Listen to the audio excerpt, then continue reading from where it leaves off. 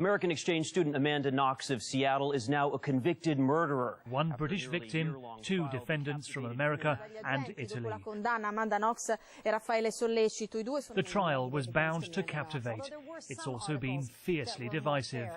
Even worse, from our American point of view, the jurors actually were able to give interviews during the trial. Did Amanda Knox and Raffaele Sollecito receive a fair trial, courtesy of Italian justice? Was their guilt beyond reasonable doubt? The evidence was circumstantial and it appeared weak at best, but to the jury it was enough to convict. This knife was probably the murder weapon. Knox's DNA was on the handle and Kircher's on the blade. It was found not at the crime scene, but at Sollecito's house, and some forensic experts maintain the blade size was no match to Kircher's wounds. The jury was also shown this bra removed from the 21-year-old's body. The clasp had Sollecito's blood on it, linking him to the murder scene.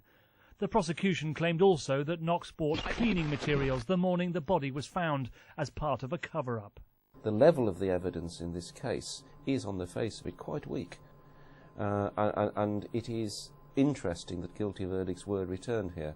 And one has to return to the fact it's a highly public case. And usually in highly public cases, the verdicts tend to be more adverse to a defendant. Especially when negative reporting influences the jury, claim Knox's parents, who argue footage showing their daughter, dubbed Foxy Knoxy, kissing boyfriend Sollecito in the days after the murder, and tales of cartwheels during questioning, unfairly portrayed contempt of the legal system. But those within that system insist there was no legal circus. It's quite similar to the adversarial system which you have both in UK and in the US. What changes and what can change is absolutely normal, is the way to treat the evidence. But this doesn't mean that this trial has been a circus.